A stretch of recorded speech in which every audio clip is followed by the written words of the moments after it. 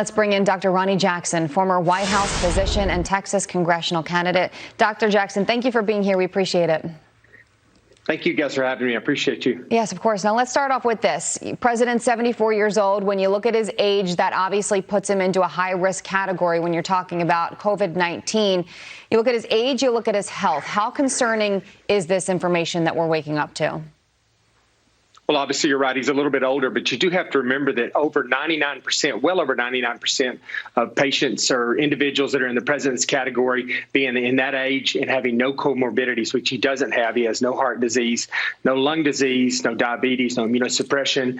He doesn't smoke, things of that nature. Well over 99% of those individuals do just fine with this. They recover completely, and the vast majority of those remain asymptomatic and never even know they even had the illness until they're tested for some reason or another.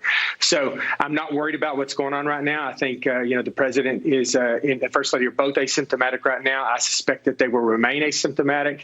They'll probably be in some type of relative quarantine in the White House for the next, I would say, probably 7 to 10 days, probably closer to 10 days. At which point they'll have continued testing done. When he has 2 negative tests during that period of time, he'll be able to go back to normal.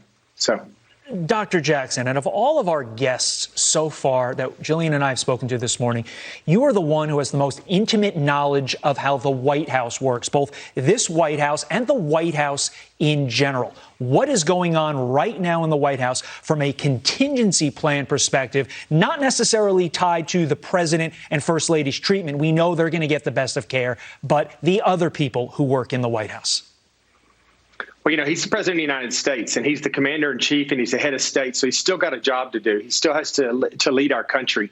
So there are certain people that are going to be around him. They'll reduce the number of people that are going to be in contact with him over the next 10 days during this relative quarantine.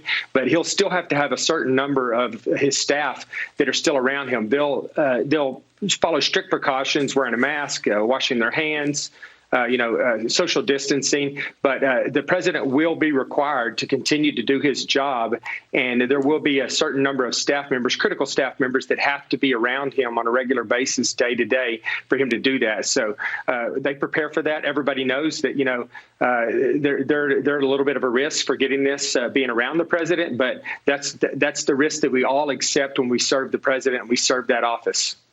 We know that those who are around the president, in close contact anyway, are tested on a daily basis. What do you see happening as far as protocols go in the White House and those who, as you mentioned, those few who might need to be around the president in the upcoming, say, 7 to 14 days while he is in quarantine?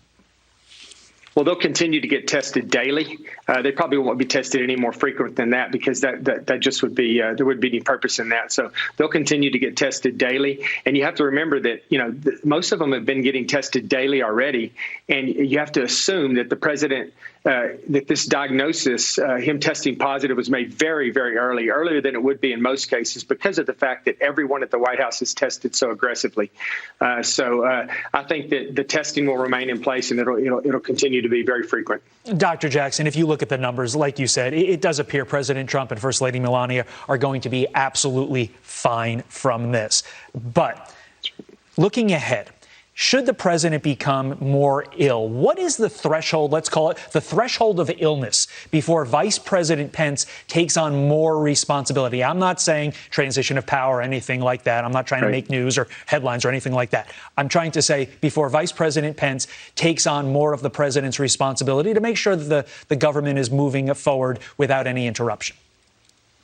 Well, it'd have to be pretty extreme, to be honest with you. The president would not only have to be hospitalized for that to happen, he would have to be pretty much he would probably most likely have to be in critical condition in the ICU before something like that would happen. You have to remember that, if he does get symptoms, which once again, I don't expect that he's going to, but if he does get symptoms, it's going to be cold and flu type symptoms. So that's what this, mostly consists of. But he would have to get very, very ill before something like that would happen, because even if he ends up at the hospital, for example, at Walter Reed Military Medical Center, we have a satellite West Wing there that he would be able to continue to function as the president with all of his staff around him, even if he were ill.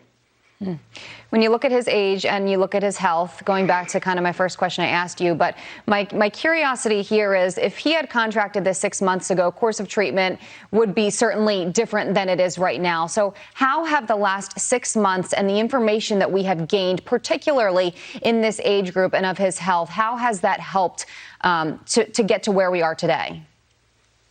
I think it's helped a lot. You know, we've had things that are out there and we didn't know exactly what the side effects of certain things were going to be. And hydroxychloroquine, for one thing, that, the president's talked about that a lot, but the president's already been on that. He's taken that prophylactically once before. So we know we can be pretty assured that if the president were to have to take that again, or if he's taking that as a treatment dose versus a prophylactic dose, that he's not going to have a negative reaction to that particular medication. He also took zinc. He may or may not take Zithromax, azithromycin. And, there are other things out there now that we've learned that may also be a benefit, that being inhaled or nebulized steroids. So those are all things that will be looked at. It'll be up to his doctor, Dr. Conley, who's going to provide excellent medical care to the president on which way they go on those kinds of things and what they do and don't do. And Dr. Jackson, finally, I apologize for asking you to diagnose from afar, but when I heard this news, my first thought was the confirmation process of Amy Coney Barrett, not from a political perspective necessarily, but from a medical perspective. There were a lot of people at the White House on Saturday. Amy Coney Barrett, her husband, her 7 kids, and of course, a lot of people in attendance, along with the president, first lady, and the like. How concerned are you that something happened there on Saturday that could have spread this to more people? And then, therefore, the political question that follows, how this is going to impact the confirmation process, I should say, because keep in mind, earlier this week, she met with a number of GOP senators. Right. And, that's all going to be factored into the contact tracing that's going on at the White House. And they'll try to figure out if they can, and they may not be able to figure out exactly when the president was exposed, whether it was Hope Hicks or whether it was somebody else prior to that, and how long ago that happened. But I think that, there are people out there all the time, for every single person that tests positive, there are probably, studies now show, 20 people that actually have it that don't know they even had it. So I think that this is going on around us all the time. I think that they'll be able to aggressively use, Zoom and the teletype stuff that we're doing right now with the Skype and stuff to do anything they need to do to continue with that confirmation process. And I'm sure the White House is going to be aggressive about making sure that moves forward despite this. Congressman. Not yet. Apologize. Dr. Ronny Jackson, I apologize for electing you. We appreciate your time this morning. Amazing insight, really nuts and bolts stuff. We thank you for getting up with us. Thank you. With that, we bring in Florida.